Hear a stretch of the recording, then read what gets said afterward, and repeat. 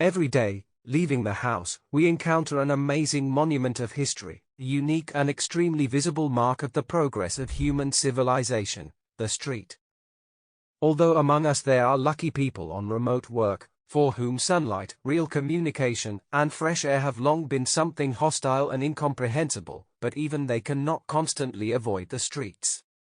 The street is one of those things we see as often, as rarely we think about why the streets look exactly as they look, what history they can tell us and how they looked hundreds or maybe thousands of years ago. In short, today we will talk about cities, the history of their formation, urbanism, and the people who created them and for whom they were created. If you look at the streets from a slightly different perspective, not just as familiar lines on a map that guide you to your destination, you will discover one interesting, seemingly mundane truth: the street is a public space. Yes, unlike the private sector, office buildings, high-rise apartments, commercial developments, architectural landmarks, and so on, the street itself is the only place in modern cities where people of all classes, social statuses, educational backgrounds, and health conditions come together and interact. Moreover, if we examine the streets of different cities from various periods of construction, we will realize that cultural trends directly influenced the appearance of these streets. Of course, it is not only cultural factors, but also various climatic, geographical, and landscape features, economic conditions, availability of specific materials, presence of fresh or saltwater bodies, potential military threats, trade activities in the region, ethnic composition, and religious beliefs of the population, as well as the form of governance, all played a role in shaping the look of cities then and now. One of the key factors that led to the emergence of cities was the need for food storage. The agricultural revolution, which occurred approximately 11,000 years ago when humans learned to cultivate certain plants, not only determined the dietary patterns of humanity up to the present day but also influenced the geography of the first civilizations. China, Peru, the Indus Valley Civilization, and Egypt, for instance, are all located at approximately similar latitudes, and this was not a coincidence. Interestingly, the first streets did not appear along with the first cities. Yes, food became a lot, it needed to be stored somewhere, but it was not limited to storage, it had to be protected from the attacks of different villains. Over time, these same scoundrels, who gained control of food, formed the first forms of power, forming a vertical government based on control of the most valuable resource. However, the problem was that in the first cities, all of this was concentrated in one place.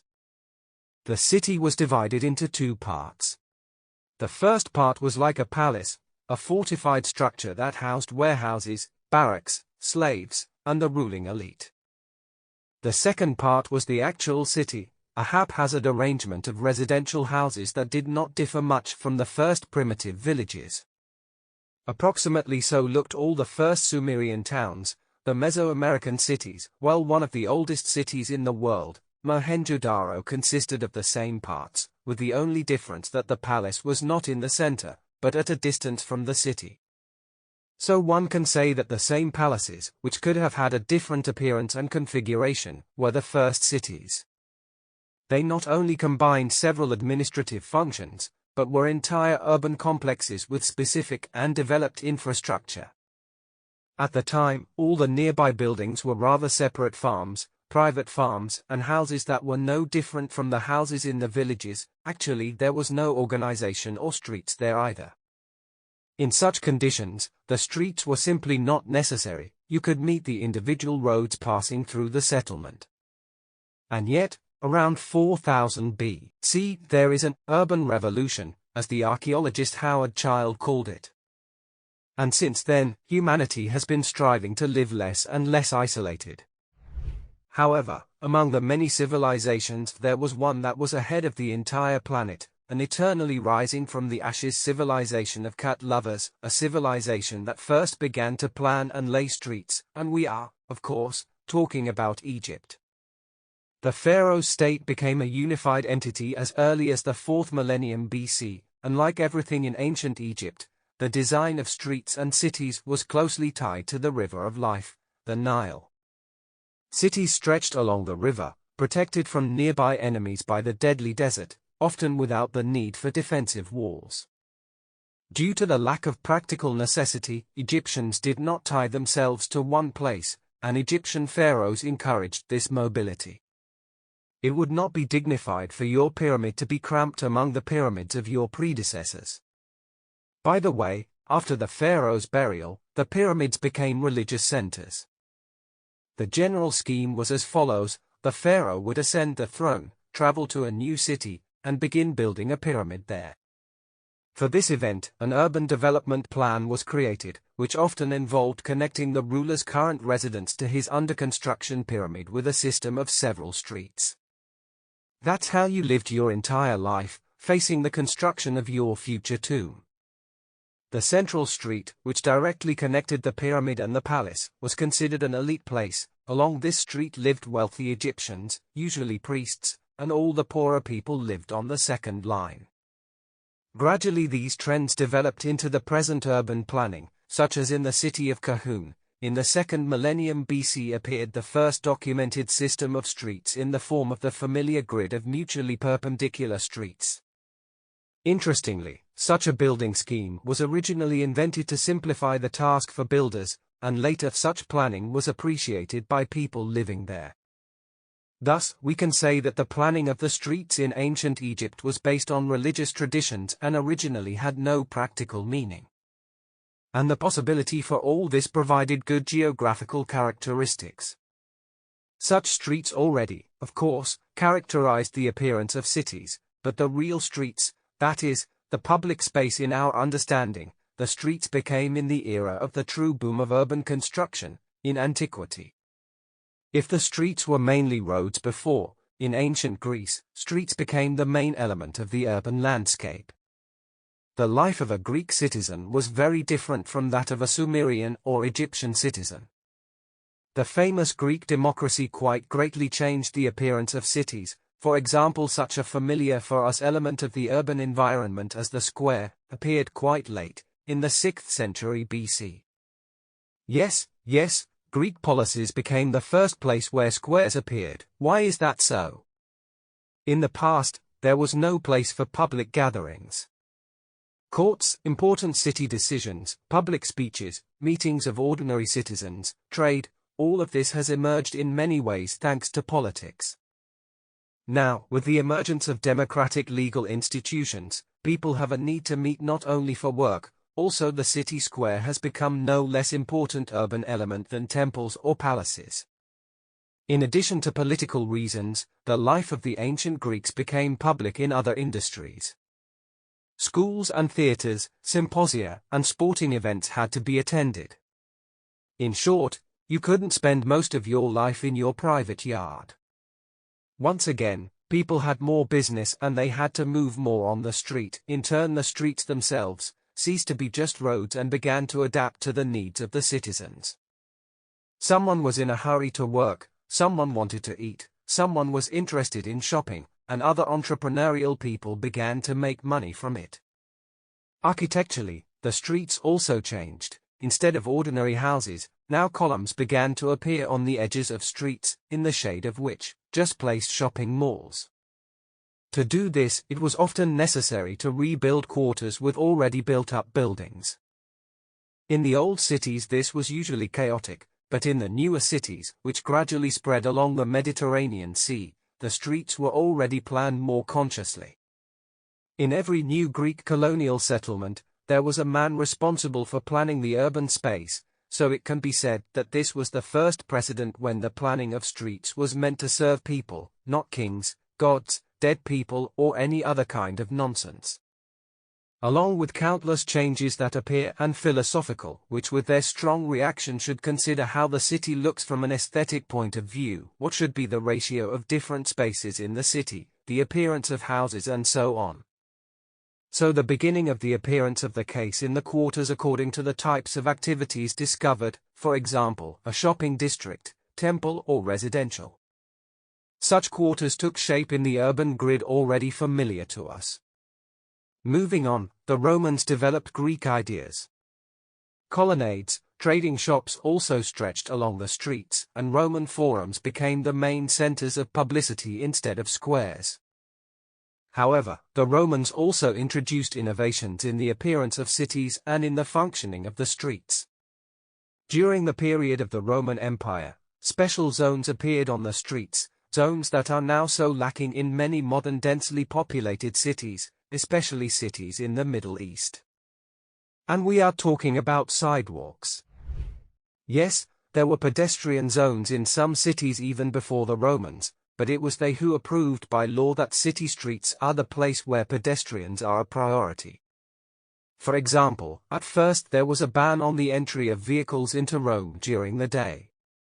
Later, Marcus Aurelius extended this law to other cities in Italy.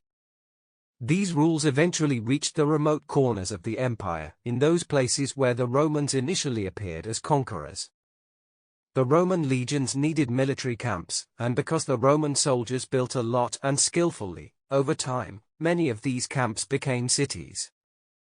Many of today's European cities were born just from such Roman camps, which were called castrums. Such settlements had a typical layout of streets organized in a lattice with a forum square in the center, where one could discuss the latest political events and gossip, stock up on food at the nearest shopping malls, and then send along a pedestrian paved road to their residential, regular, rectangular-shaped quarter. And what was in the East? The center of almost all ancient cities of Eastern civilizations was a mosque. Near mosques, as a rule, there were just squares, which were also centers of public, trade and business activities. And the Jewish synagogue, similar to a mosque in its conception, is completely translated as a meeting house. However, over the centuries in Europe, the street system from an ordered Greek grid turned into chaotic labyrinths. In addition, the street became three-dimensional, and the population continued to grow.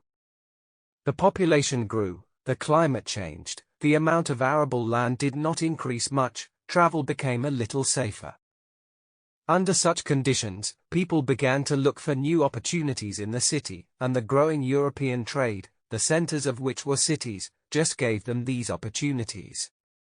As trade developed, there was a demand for more skilled work. It is understandable, it is difficult to be a good farmer and a blacksmith at the same time. In addition, for skilled artisans, it is highly desirable to have other skilled artisans, other specializations. Training, the presence of laborious apprentices, the availability of materials, all this forced merchants, artisans, and entrepreneurs to settle nearby, thereby scaling the economy of cities and attracting more and more new people. By the way, the names of many streets have been preserved since then, and in those days, the streets were often named according to the main activity that took place on them, for example, Church Street, School Street, Field Street, Mill Street and others. The concentration of business relations in the city determined not only the naming, but the appearance of the cities of that time. For example, the presence of a fairground did not mean that trade was carried out only there, business was in full swing on absolutely every street, the whole city was essentially a market. The fact is that medieval businessmen mercilessly exploited street spaces, buying out a section of the street in front of their house. Some kind of conditional weaver built his shop there, and on the attached second floor of the house he could arrange a warehouse, also arrange a garden next to the house, in case of low sales this month, and place a huge sign on the facade of the house, so that no one would definitely miss his shop. Thus the houses grew chaotically and endlessly in all directions. Private life was mixed with public life, new houses, courtyards and lanes were built on the basis of private initiative and necessity. As a rule, there was no paving on the streets, it was almost impossible to drive through them. Medieval streets resembled tunnels with high-rise buildings hanging over them, from the windows of which neighbors could often reach out to each other with their hands. In the cities it became so crowded that even bridges were built up. Pont-au-Change in Paris, for example, was built up with more than 200 buildings, due to which passers-by did not always understand that they were on the bridge, people simply did not see the Seine. Of course, there were attempts to counter this chaos. Regulations were adopted on how the facade of the house should look, what the height of the building should be, but all these measures were, as a rule, ineffective. This was due to the fact that such city decisions were usually made by consensus of the most influential and wealthy citizens, who often were not interested in building restrictions. The streets began to resemble not even arteries, but capillaries randomly penetrating the entire city. Today, such a classic of urbanism is the presence of great diversity.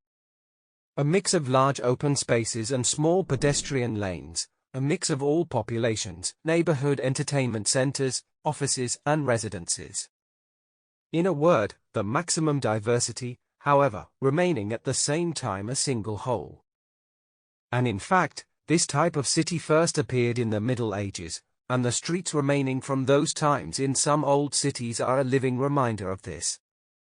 By the way, all this diversity and concentration of people give the impression of a hygienic catastrophe, but this is not entirely true.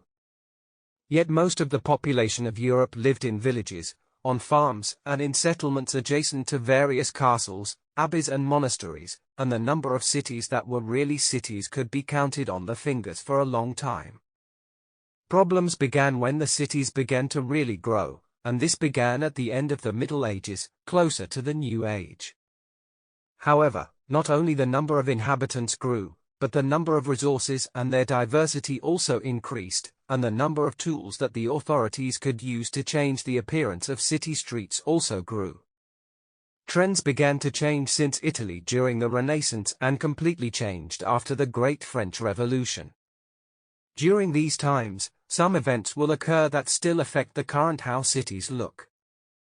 In the 16th century, wagons became commonplace, and here, perhaps, we need to say thank you for the return of the forgotten technologies of antiquity. The single wheel, which was used for almost the entire Middle Ages, is being replaced by axial wheels. Such wheels, with metal spokes, have become more reliable, transport has become faster and more passable. Soon new types of streets appeared, avenues. A wide, previously unseen type of street that was designed for both vehicles and pedestrians.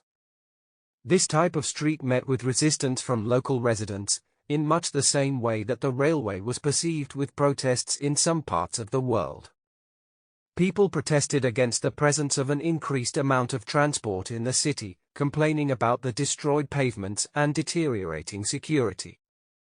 However, progress was inevitable. It all ended with the fact that in the 17th century streets familiar to us began to appear everywhere, with a clear division into the sidewalk and the roadway. The main streets became a separate innovation. These were such streets, the role of which has again become purely infrastructural. They were supposed to unite growing cities into a single whole, while ignoring all the difficulties and problems of the urban landscape. Conceptually, such streets were close to the very first streets that connected the pharaoh's palace and his pyramid.